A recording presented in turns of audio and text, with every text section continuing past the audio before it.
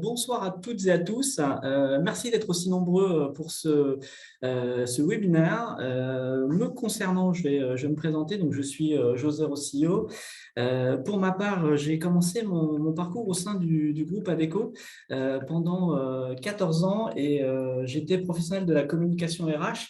Et puis, au bout de 14 ans, j'ai connu une première reconversion puisque j'ai rejoint une PME afin de créer le service recrutement et formation. Et à l'aube de mes 40 ans, j'ai décidé de me reconvertir une deuxième fois. Et donc, je me suis lancé dans l'entrepreneuriat. Et puis, fin 2020, nos routes se sont croisées avec Priscilla. Et je suis à ses côtés à la tête de l'entreprise depuis janvier 2021. Et je m'occupe notamment du développement des partenariats. Voilà pour ma part. Et donc, je vais laisser Priscilla se présenter. Donc, bonjour à tous, Priscilla Chezot-Magdeleine. Donc, j'ai démarré ma carrière par 6 ans d'audit financier chez Arthur Andersen, puis 14 ans chez Capgemini Consulting en tant que consultante auprès des directions financières et 3 ans en tant que responsable de l'offre finance de tous auprès Consulting. Et il m'a fallu une expérience un peu éloignée de mon mari et de mes 4 enfants pour me dire que j'avais envie de changer quelque chose dans ma vie.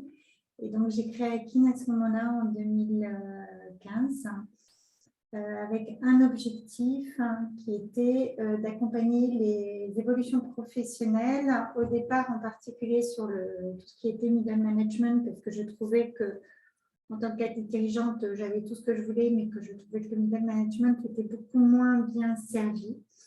Et donc, j'ai commencé à travailler sur cette plateforme de mobilité professionnelle. Et puis, suite à ça, j'ai écrit 2 livres aux éditions Duno. J'ai gagné un prix, le prix de l'entrepreneur de l'année en 2018. Et voilà, et puis on a continué à faire des offres. Et nous voilà aujourd'hui pour vous présenter un peu ce qu'on peut faire au niveau accompagnement des évolutions professionnelles et bilan de compétences. Alors, ce que l'on vous propose, c'est pendant l'heure qui nous est consacrée, c'est tout simplement quelque part de vous aider à vous poser les bonnes questions et notamment à définir si oui ou non c'est le bon moment pour vous de se lancer dans une évolution professionnelle, dans une reconversion. Et donc, à travers ce webinaire, l'idée, c'est de vous donner des clés, des clés pour mieux apprécier et décrypter la situation que vous vivez et puis ensuite des clés surtout pour pouvoir mener une réflexion en étant guidé et en structurant cette réflexion, mais surtout derrière de vous poser les bonnes, en tout cas de vous poser les bonnes questions pour pouvoir passer à l'action dans les meilleures conditions possibles. Alors, tout d'abord, ce que je voulais vous partager, ce qu'on voulait partager avec vous, c'est les éléments suivants. Aujourd'hui, on évolue clairement dans un monde où le changement fait partie de nos vies. La preuve en est, si vous demandez à des salariés français combien de fois ils comptent changer de métier, vous avez déjà 64% des salariés qui vous diront « je sais déjà que je vais changer au moins 3 fois de métier au cours de ma carrière ». Et puis, aujourd'hui, vous êtes certainement en train de vous poser des questions en termes d'évolution, potentiellement vous cherchez à vous reconvertir ou potentiellement vous cherchez à vous repositionner sur le marché de l'emploi. Eh bien, dites-vous une chose, c'est que vous n'êtes pas seul. Si on parle de reconversion, dites-vous une chose, c'est que 10 millions de salariés aujourd'hui envisagent une reconversion professionnelle. Donc, on sent bien que après les 2 années que l'on a vécues, qui n'ont pas été les plus faciles à vivre pour nous tous, eh bien, ça a donné le temps à tout à chacun de pouvoir réfléchir et de se dire « Ok, qu'est-ce que j'ai envie de faire ? Qu'est-ce que je veux donner comme impulsion à ma carrière pour me faire plaisir et faire en sorte de pouvoir me réaliser professionnellement ?» Et donc, on sent bien qu'on est dans une ère de changement et on est là justement pour accompagner ces changements. L'idée, c'est que vous puissiez faire des choix éclairés et que vous puissiez évoluer de façon sereine. Et enfin, dernière chose, et pas des moindres, c'est que les étudiants d'aujourd'hui, eh bien, d'ici 15 ans, on sait déjà qu'ils vont changer au moins ils vont changer de métier au moins 9 fois. Et enfin, je rajouterai pour parfaire cette présentation de chiffres, dites-vous une chose, c'est que les 85% des emplois de 2030 n'existent pas encore. Ça montre bien qu'aujourd'hui, le monde professionnel est un monde qui se transforme au fur et à mesure. Mais pour autant, ça n'empêche pas que tout à chacun peut rencontrer un accident du professionnel. Ça fait partie de la vie professionnelle. La preuve en est, c'est que en 2021, il y avait un peu plus de 3,6 millions de chômeurs en France. Et après, dites-vous une chose, c'est qu'il y a un paradoxe typiquement français, c'est que d'un côté, vous avez 3,6 millions de chômeurs et de l'autre côté, vous avez un peu plus de 1 million d'offres d'emploi qui sont à pourvoir. Et l'idée, c'est de réconcilier en fait les compétences qui sont disponibles avec les besoins des entreprises. Et c'est ce que l'on essaye de faire au quotidien à notre niveau. Et donc, nous, ce que l'on va essayer de faire vis-à-vis de vous, c'est de vous donner en tout cas les notions et en tout cas les outils pour pouvoir mûrir et construire votre réflexion pour justement passer à l'action de la façon la plus facile possible. Alors, ce que je vous propose, c'est à travers, pour se réenchanter son avenir professionnel, eh bien, c'est une aventure intérieure que je vous propose, c'est partir à la découverte de soi. Alors, évidemment, c'est un parcours qui est pas facile, certes, mais qui est extrêmement enrichissant parce que vous allez quelque part puiser en vous et vous regarder pour découvrir tout simplement tout votre potentiel, mieux apprécier votre personnalité au travail et derrière, au-delà de ça, pouvoir vous laisser du temps aussi. C'est-à-dire que les moments sont rares aujourd'hui où on peut se laisser du temps et surtout se recentrer sur soi pour à la fois mûrir un projet et puis derrière éviter en fait une chose qui est très simple, c'est d'aller trop vite. Il faut laisser aussi du temps au temps et laisser les échanges se faire. Et puis, il faut être aussi prêt, en fait, avant de se lancer dans une évolution professionnelle, il faut se dire, je vais sortir mécaniquement de ma zone de confort. Et donc, si je sors de ma zone de confort, je vais être dans une zone de turbulence. Mais cette zone de turbulence va me faire grandir, va me faire progresser et en tout cas, va me permettre de voir beaucoup plus clair sur ce que j'ai envie de faire, en fait après. Et enfin, dernier conseil que je pourrais vous donner, c'est ne jamais rester seul. Parce que quand on est en questionnement, quand on cherche à se reconvertir ou quand on cherche à se repositionner sur le marché de l'emploi, le premier réflexe que l'on a tous, c'est de se replier. Et en fait, c'est tout le contraire qu'il faut faire. C'est-à-dire que c'est bien de mûrir intérieurement, c'est bien d'avoir cette aventure intérieure, mais il faut aussi savoir s'ouvrir et savoir écouter les autres. Parce que généralement, les autres vous connaissent. Et sont source de bons conseils. Donc, ce qui est important, c'est à la fois écouter sa voix intérieure, mais aussi continuer à créer des passerelles avec votre entourage, avec les rencontres que vous permettent de faire la vie. Donc, c'est important d'avoir tout ça en tête. Et pour ça, pour être passé par là, Priscilla et moi, on sait de quoi on parle. C'est un moment de vérité, mais qui est structurant et très plaisant. Alors là, je vais laisser la parole à Priscilla qui vous a concocté déjà un premier petit exercice. Alors, quand on va entreprendre un bilan de compétences, moi, je travaille beaucoup en risque. Donc, ce que je vous propose, c'est de vivre, en fait, ce qu'un coach pourrait vous faire tester.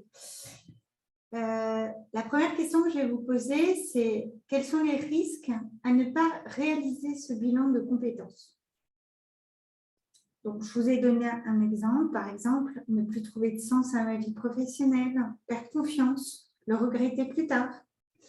Donc, je vais vous laisser 1 minute pour ça.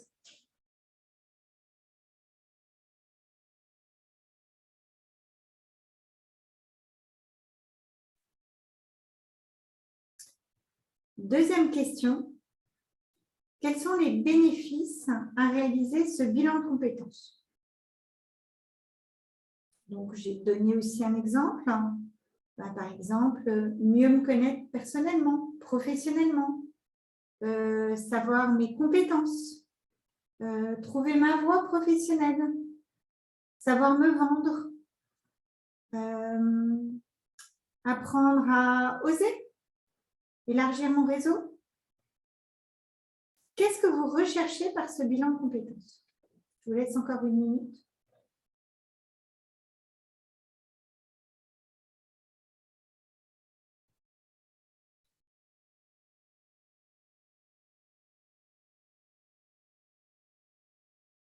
Maintenant, on va passer à la deuxième colonne.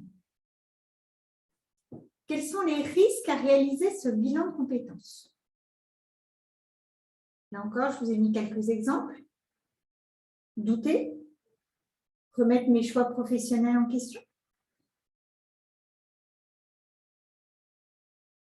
perdre pied, ne plus avoir confiance,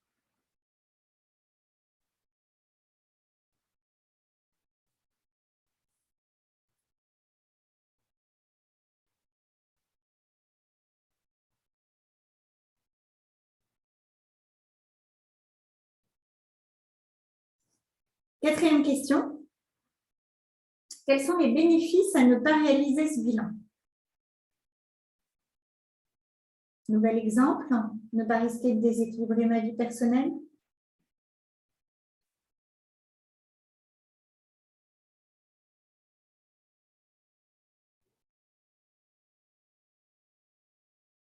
Moi, pendant très longtemps, personnellement, en fait, j'étais comme dans un couloir, dans un long tunnel. Voilà, j'avais fait le commissariat au compte, ça marchait très bien. Je suis rentrée dans le conseil, ça marchait très, très bien. J'ai évolué jusqu'à VP. Ensuite, on m'a proposé un poste de DG, ça marchait très bien, etc. Jusqu'au jour où je me suis dit, mais j'ai envie de rester dans ce tunnel et de faire ce qu'on attend de moi. Et là, je me suis dit non. Donc, c'est sûr qu'un bilan de compétences, ça peut remettre beaucoup de choses en question. Et ça peut être très déséquilibrant aussi pour sa vie personnelle. Donc, il faut vraiment réfléchir, avant d'entreprendre un bilan de compétences, à ces 4 questions-là. Si maintenant, vous avez beaucoup plus de réponses sur la colonne 1, dans ce cas-là, vous avez intérêt à entreprendre ce bilan de compétences. Si vous avez beaucoup plus en fait, de raisons dans la colonne 2 ou de bullet point, à ce moment-là, mon conseil, c'est peut-être d'attendre. Et il n'y a rien de grave. Ce n'est pas parce que vous n'allez pas l'entreprendre que vous ne le ferez pas plus tard ou que voilà que. Donc surtout, répondez à ces questions-là avant d'entreprendre n'importe quel bilan de compétences parce que ça va être la première réflexion que vous avez pour vous dire, OK, j'y vais ou j'y vais pas. Et pourquoi? Parce qu'un bilan de compétences, ça remet beaucoup, beaucoup de choses en cause. OK.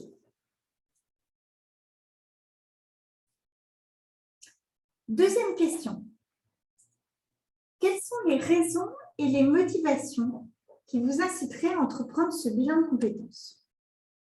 Donc là, la première question derrière, c'est d'abord, est-ce que ce bilan de compétences est imposé ou choisi? Imposé, ça veut dire que vous êtes dans un job salarié et on va vous dire de sortir.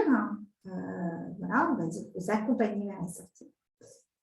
Ou choisi, c'est que vous vous y retrouvez plus dans votre job et vous pensez que c'est le bon moment pour partir. Donc là, c'est vous qui décidez en fait de partir. Donc dans les raisons, elles peuvent être pragmatiques. Votre poste est supprimé. Il y a beaucoup de postes en ce moment qui sont supprimés. On travaille beaucoup pour la SNCF, par exemple. Tous les postes au guichet, en ce moment, sont supprimés.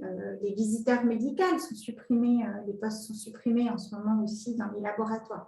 Donc, il y a quand même beaucoup de postes qui sont supprimés du fait de la robotisation et de la digitalisation. Et c'est ce que disait José tout à l'heure. Ça veut dire quoi? Ça veut dire que près de 85% des postes vont être nouveaux d'ici à 2030. Donc voilà, votre poste est supprimé, vous êtes déjà au chômage. Tout ça, c'est des raisons pragmatiques pour vous dire, bon, ben, j'entreprends un bilan de compétences. Ensuite, il y a les raisons qui sont plus intuitives. Je pense que moi, quand je m'étais posé la question il y a quelques années, je pense qu'au départ, ça a été assez intuitif, en disant, ben, en fait, moi, je ne me vois pas forcément me projeter dans le conseil. Je ne savais pas encore trop vers quoi aller. J'avais quelques idées, mais voilà. Et à ce moment-là, je me suis posée et puis j'ai réfléchi à la suite et à ce que je voulais pour mon avenir. Mais ça peut être aussi juste un besoin de faire une pause pour réfléchir à la suite en se disant, bon, bah, j'ai mon job, je suis plutôt contente, mais je me dis que peut-être que je vais vouloir faire autre chose et bah, je vais réfléchir sur c'est quoi mes compétences, c'est quoi ma personnalité, vers quoi potentiellement je pourrais aller. Voilà, ça va me permettre de faire une pause et peut-être qu'à la fin, je vais me dire, ben, en fait, le job où je suis, c'est exactement ce qu'il me faut et peut-être pas. D'accord, donc voilà. Donc, il peut y avoir ces 3 types de raisons pour entreprendre un bilan de compétences.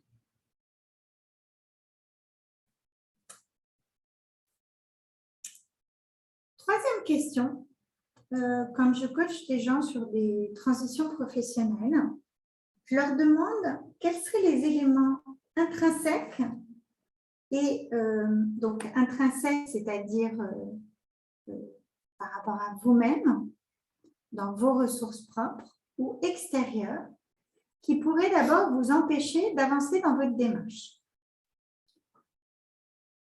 Alors, dans ces raisons intrinsèques, la première, ça peut être le moral. C'est-à-dire que si vous venez de vous faire licencier, il est fort à parier quand même que vous rentriez dans ce qu'on appelle, je ne sais pas si vous connaissez la courbe du deuil d'Elisabeth Kübler-Ross, qui est une courbe en fait qui est où d'abord on va avoir une sorte de déni, ensuite on va avoir de la colère, ensuite on va passer par une phase de dépression et puis ensuite on va remonter la pente. Si vous n'avez pas fait ces premières étapes, moi je vous conseillerais de ne pas entreprendre de bilan de compétences. Pourquoi? Parce que ça veut dire que moralement, en fait, vous n'allez pas être dans le mindset pour prendre, avoir assez d'énergie en fait pour démarrer un bilan de compétences, parce qu'un bilan de compétences, ça demande beaucoup d'énergie. Donc ça, c'est les raisons intrinsèques. Et puis dans les raisons extérieures, ça peut être aussi vos activités, vous faites déjà peut-être beaucoup de choses, beaucoup trop de pression extérieure, les enfants, vous avez des enfants, il faut que vous en occupiez, ou ce n'est pas les bons âges pour entreprendre un bilan de compétences, ou votre conjoint, ou enfin voilà, il peut y avoir plein de raisons pour lesquelles vous allez avoir du mal à avancer dans votre démarche de bilan de compétences. Et dans ce cas-là, la question que vous pouvez peut-être vous poser, c'est est-ce que finalement, c'est le bon moment? Une fois qu'on a fait ça, on s'est dit, bon, ok, qu'est-ce qui va me bloquer? Ça va être quoi mes obstacles? C'est intéressant de se dire, bah, d'un autre côté, qu'est-ce qui pourrait m'aider dans cette démarche-là? Qu'est-ce qui pourrait vous aider? C'est d'abord des éléments intrinsèques à vous-même. Votre personnalité, votre force de caractère, votre volonté d'y arriver, votre ténacité, enfin, tout ce qui peut faire votre personnalité. Et puis, il y a les éléments extérieurs qui peuvent vous aider. Un héritage qui tombe du ciel, le salaire stable de votre conjoint qui va faire que du coup, vous ne prenez pas de risque financièrement pour votre famille, un ami coach qui va vous aider, des amis proches qui vont vous soutenir. Voilà, toutes ces petites choses du quotidien qui sont autour de vous et qui vont vous aider finalement et vous accompagner dans cette démarche qui est encore une fois peut-être quand même déséquilibrante parce que quand on entreprend un bilan de compétences, je pense qu'on ne sait jamais vers quoi, quel va être le résultat in fine. Donc, comme on ne sait pas, finalement, ça peut être assez déséquilibrant. Donc, c'est important d'avoir des soutiens dans sa démarche.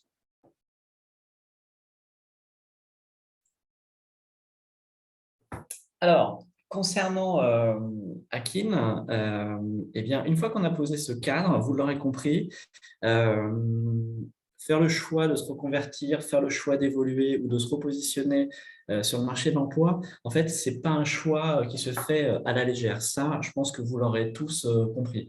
Et donc, pour vous aider et pour vous accompagner dans ce questionnement professionnel qui est sain, qui est naturel, on estime avec Priscilla que réenchanter son futur, ça commence déjà par rendre chacun acteur de sa carrière, de son évolution. Et donc, ce que l'on souhaite aujourd'hui, c'est vous donner les moyens, en tout cas de vous poser les bonnes questions pour pouvoir avancer sereinement de façon méthodique et d'arriver à votre objectif visé. Alors, ce que l'on va vous présenter, c'est notre plateforme d'évolution professionnelle.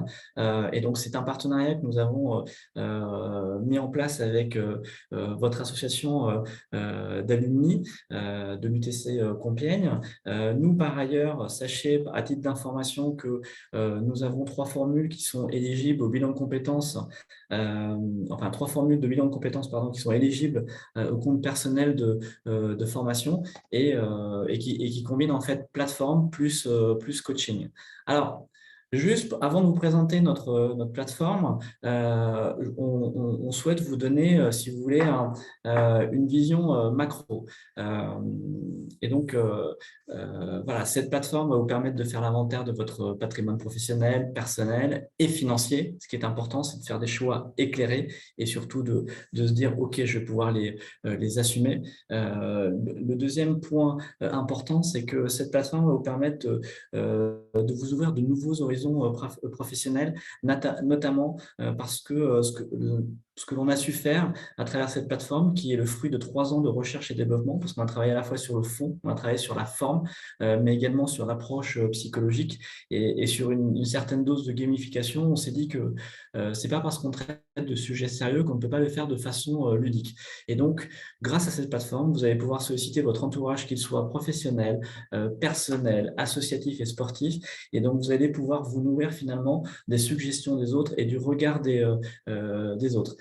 Et puis derrière, ce que l'on veut à travers cette plateforme aussi, c'est que vous puissiez en fait travailler sur des pistes réalistes. Parce que le piège, généralement, quand on réfléchit à son avenir professionnel, c'est toujours de le fantasmer. Et finalement, en le fantasmant, on oublie une chose essentielle, c'est est-ce qu'il y a une réalité sur le marché. Là, toute la démarche consiste à vous aider à vous projeter, mais en ayant une approche très pragmatique et très réaliste. Évidemment, l'idée à travers tout ça, c'est de préparer un projet professionnel qui soit solide via un pitch, parce qu'aujourd'hui, quoi que vous fassiez, on vous demande de pitcher et un plan d'action. Et enfin, ce qui est très intéressant aussi, c'est non seulement au-delà du parcours en cette étape que je vais vous présenter dans quelques instants, vous allez avoir accès à des formations qui sont des fiches outils qui vous permettent de progresser et d'évoluer à votre rythme. Le digital permet de sauvegarder toute la réflexion menée et donc de consulter toute la réflexion que vous aurez menée à votre guise. Et enfin, nous, ce que l'on a voulu, c'est de vous permettre de vous autoriser toutes les pistes possibles, c'est-à-dire qu'elles soient salariales, mais aussi entrepreneuriales. Donc, vous allez voir aussi que notre plateforme permet justement de réfléchir à oui, je vais me positionner en tant que salarié ou oui, j'ai envie de me lancer et de créer mon entreprise. Alors, comment ça se passe? D'abord, vous allez tout simplement accéder à un espace personnel via un login et un mot de passe. Vous allez choisir la langue, le français ou l'anglais. Et ensuite, derrière, vous allez accepter les conditions d'utilisation. Ça veut dire quoi? Ça veut dire que la plateforme est RGPD, ce qui signifie que toutes les informations que vous allez renseigner au niveau de la plateforme eh bien, sont confidentielles. Vous seul aurez accès. Et ça, c'est la première des choses qui est garantie par le fait que la plateforme soit RGPD. Et deuxième élément, c'est qu'à tout moment, vous pouvez supprimer votre compte et toutes les informations qui sont rattachées. Et mécaniquement, comme la plateforme est RGPD, au bout de 12 mois, tout votre compte est supprimé ainsi que toutes les informations. Alors, une fois que vous allez choisir ces éléments et valider en tout cas les conditions d'utilisation, vous allez compléter votre profil à travers le nom, prénom, date de naissance. Enfin, certaines informations, certains champs sont obligatoires, pas d'autres, et vous allez créer votre propre mot de passe.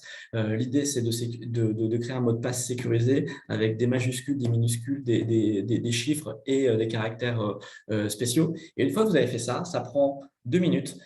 Vous arrivez sur votre espace personnel et votre espace personnel vous propose le parcours qui est sous les yeux, se compose de 7 étapes qui sont liées les unes aux autres. Alors, la plateforme, sur la droite, vous avez le sommaire avec les différentes rubriques. Donc, mon parcours, ce que vous avez sous les yeux. La rubrique Mon profil, c'est à cet endroit que vous allez retrouver toutes les synthèses de vos réponses à chacune des étapes. La rubrique Mes références, c'est là où vous allez pouvoir retrouver et ajouter toutes les personnes que vous souhaitez solliciter dans le cadre de votre réflexion. La rubrique Mes formations, c'est là où vous allez pouvoir retrouver les 15 formations qui vont pouvoir vous aider à progresser. Elles sont très pratiques parce qu'elles sont construites toutes de la même façon. Il y a un objectif, une illustration et tout de suite une mise en situation. Derrière, vous allez avoir une rubrique Le glossaire qui est une mine d'informations pour pouvoir eh bien, enrichir en tout cas votre réflexion et avoir des suggestions. Il y a une rubrique qui s'appelle mes contacts et donc c'est là où vous allez pouvoir regrouper et tel un répertoire tous les contacts que vous allez pouvoir identifier et avec lesquels vous avez échangé dans le cadre de votre réflexion. Et enfin, vous avez une dernière rubrique qui s'appelle Mon compte et c'est à cet endroit où vous allez pouvoir supprimer à tout moment votre compte si vous le souhaitez et supprimer évidemment toutes les données qui sont rattachées. Alors, par rapport à ça, je vous propose un Vie ma vie. Donc, ça y est, on démarre le parcours. Et donc, en étape 1, l'idée, c'est de se mettre en dynamique. Car comme l'a si bien rappelé Priscilla tout à l'heure, lorsque nous sommes en questionnement, lorsque nous sommes en recherche de reconversion ou nous cherchons à nous repositionner sur le marché de l'emploi, quelque part, on est fragilisé. Et donc, on a besoin de retrouver une dynamique positive. Elle sert à ça, cette première étape. Elle sert à se lancer et à se dire, OK, je définis un cap parce qu'on n'est jamais aussi bon dès lors que l'on sait pourquoi on entame une démarche. Et une fois on est au clair, à ce moment-là, on peut faire en étape 2 une première étape d'introspection. Introspection professionnelle via ses compétences. Ce qu'on appelle les compétences, c'est le savoir, le savoir-faire et le savoir-être, ce qui va vous permettre de mieux prendre, enfin de prendre connaissance et de prendre surtout conscience de tout votre potentiel. Et une fois que vous avez fait ça, en étape 2, vous allez pouvoir continuer cette phase d'introspection en étape 3 grâce à un bilan personnel. L'idée, c'est de définir quelle est votre personnalité au travail, à travers vos atouts, à travers vos axes d'amélioration, parce qu'il est toujours important de définir ces axes d'amélioration pour pouvoir progresser, à travers ses valeurs, à travers ses moteurs. Et c'est pas rien de travailler sur ces valeurs et ces moteurs, parce qu'aujourd'hui, les salariés d'hier ne sont plus les salariés d'aujourd'hui. C'est-à-dire que désormais, on est tous en quête, on est tous en quête de sens, on est tous en quête de valeurs et de se dire, OK, est-ce que le travail que je fais est en lien, est en perspective par rapport à mes valeurs personnelles. Et donc, c'est pour ça qu'on vous demande de travailler sur votre personnalité au travail pour justement définir quels sont vos moteurs et vos valeurs pour pouvoir vous aider à trouver, en tout cas, votre voie professionnelle qui soit en résonance par rapport à qui vous êtes.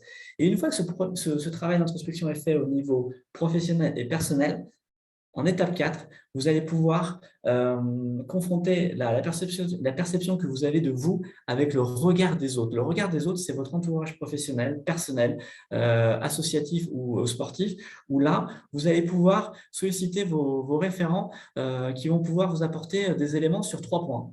1, le CV au niveau du fond et de la forme. 2, sur vos domaines de prédilection, typiquement capacité d'adaptation. Et bien, il y a une liste de domaines de prédilection. Il y a un système de prénotation qui va de 0 à 4. 0 ne se prononce pas, 4 excellent. Et donc, le référent va pouvoir, à travers ce système de prénotation, définir une note. Et s'il souhaite agrémenter sa note avec un commentaire, il pourra le faire. Donc, premier point, le CV sur le fond et la forme.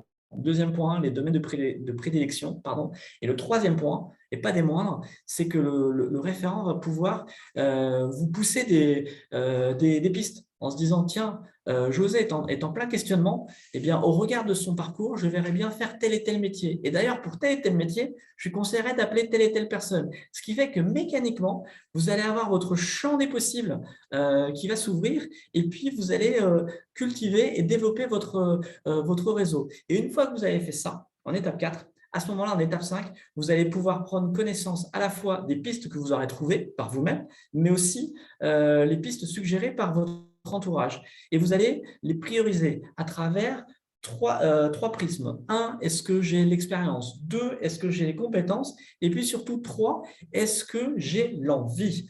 Et une fois que vous avez fait ça, va ressortir de toutes ces pistes les trois pistes phares. Et c'est à partir de ces 3 pistes phares que vous allez définir votre projet professionnel en étape 6. Alors d'abord, il va falloir commencer par un bilan financier. Parce que ce qui est important, c'est de se dire, bah, aujourd'hui, par exemple, je suis formateur, d'accord, et demain, je souhaite devenir agriculteur.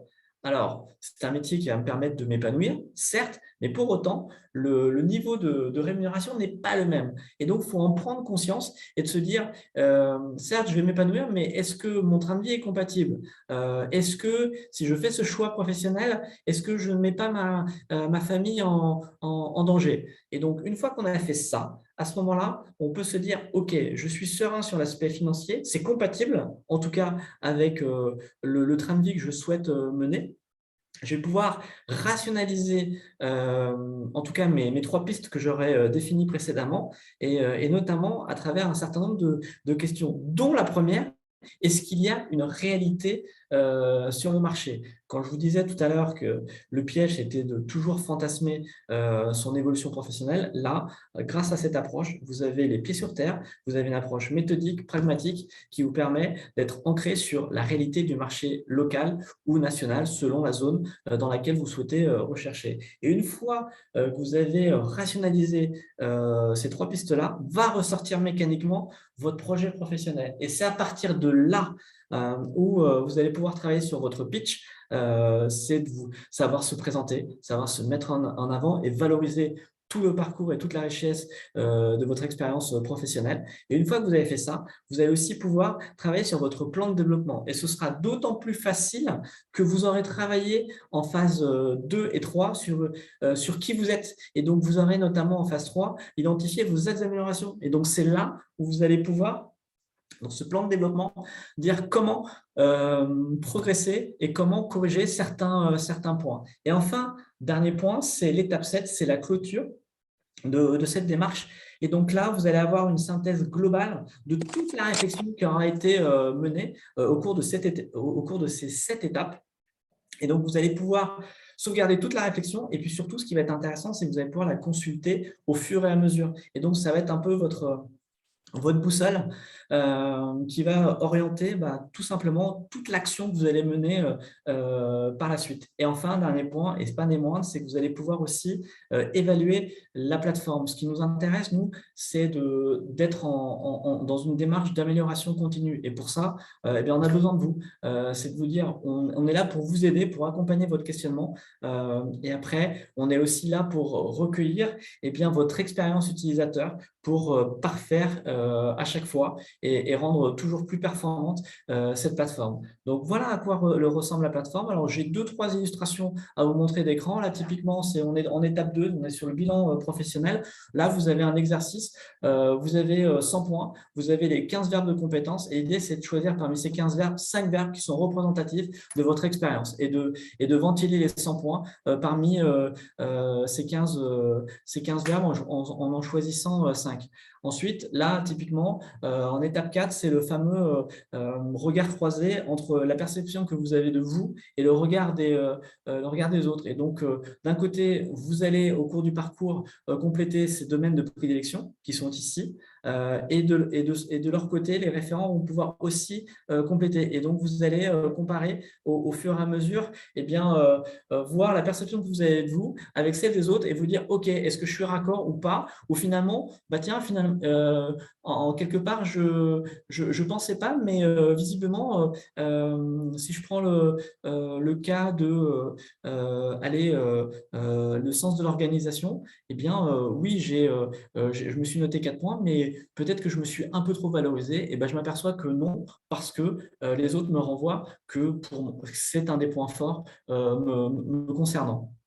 Et puis après, là, voilà, vous avez à gauche, vous avez un extrait du glossaire et à droite, vous avez la liste des 15 fiches outils formation qui sont très centrés sur justement la mobilité professionnelle et l'évolution professionnelle, puisque vous avez comment définir ses talents, comment apprendre de ses déceptions. Et puis, je vous parlais tout à l'heure de tout ce qui est piste salariale ou entrepreneuriale. Vous avez la partie, le business plan, vous avez la création d'entreprise ou le statut juridique. Bref, c'est une boîte à outils extrêmement pratique qui va vous aider dans votre quotidien et dans le fait de mûrir votre projet. Aujourd'hui, ce qu'il faut comprendre, c'est que nous avons un peu plus de 500, nous avons un peu plus de 500 utilisateurs de notre plateforme et on a une évaluation moyenne qui est de 4,38. On n'est pas peu fiers. Donc voilà, donc nous avons en fait fait le tour